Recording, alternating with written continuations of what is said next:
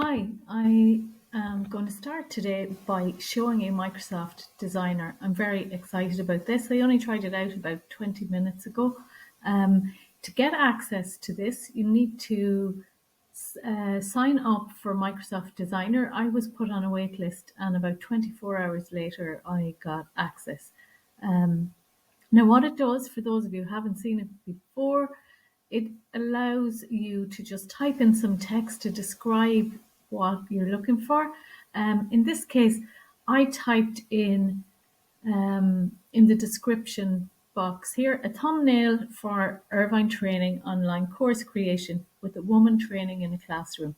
Now, a thumbnail is the picture that you use, like for a YouTube cover page or the front page of any of your social media pages. So I've typed in the description, and I'm well impressed with what came back because they've managed to get text in with photos, and a lot of the other tools, AI tools that I have been trialing, haven't managed that effectively.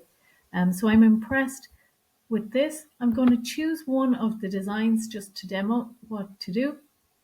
I will pick this one here, and you'll see there's an option underneath to customize the design. If I want to change the background color, quite like Canva, I click on the color I want to change, and then I click here, and just to demo, I'll change it to a lighter blue.